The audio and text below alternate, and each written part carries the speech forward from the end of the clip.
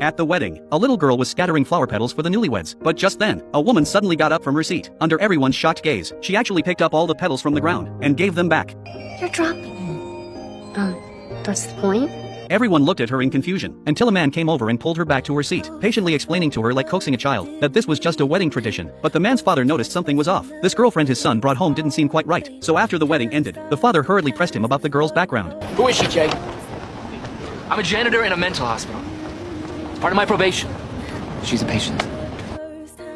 Jason was a total playboy, and also a wealthy heir from a prominent family, but his privileged life hadn't made him ambitious. Instead, it made him lose his way. He spent his days doing nothing, living a life of excess and indulgence. His father was completely disappointed in him, and kicked him out of the house. But even so, Jason still didn't change his ways. He even racked up serious gambling debts. During a confrontation with debt collectors, he seriously injured one of them, and ended up in jail. As part of his sentence, he was forced to work as a janitor at a psychiatric hospital. Little did he expect that on his first day, he would meet a refreshingly innocent girl. Unfortunately though, the girl was a patient being treated there. Jason had to give up any thoughts he had, but he never could have imagined that this pure young girl walking around barefoot would completely change his life. That evening after work, he suddenly heard the girl calling out from a patient room. Jason didn't hesitate. He rushed right into the room, only to see a man taking advantage of the girl. He grabbed the man and knocked him out with one punch, but the frightened girl kept apologizing. I'm sorry. I didn't mean to cause any trouble. You didn't do anything wrong. The guy's a freak. He was gonna hurt you. But he's a doctor. No, he's not a doctor. Now listen to me. You gotta protect yourself in here, okay? He gently told the girl that she needed to protect herself here. After comforting the girl, Jason hurried out of the hospital. But this unexpected kindness left the girl unable to calm down for a long time. So as Jason was leaving, she quietly grabbed her belongings and secretly followed him out. What are you doing? I'm coming with you.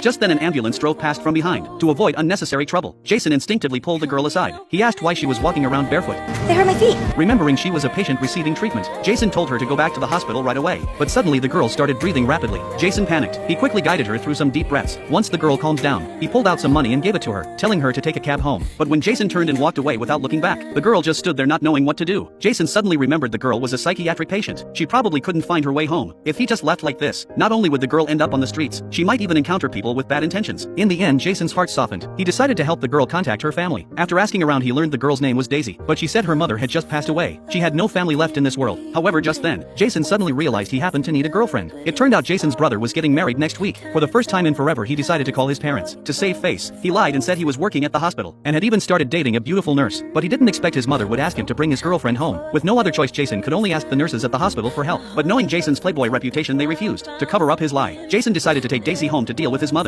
On the way, Jason repeatedly warned Daisy that when meeting his family she needed to speak as little as possible. Even though Daisy's behavior was a bit unusual, as long as she didn't talk much, it would be hard for anyone to notice her condition. To make Daisy look more normal, he even got her some nice clothes. And so, Daisy found herself following Jason onto a plane. But he didn't know this was actually Daisy's first time on a plane, and Daisy ended up causing quite a bit of trouble.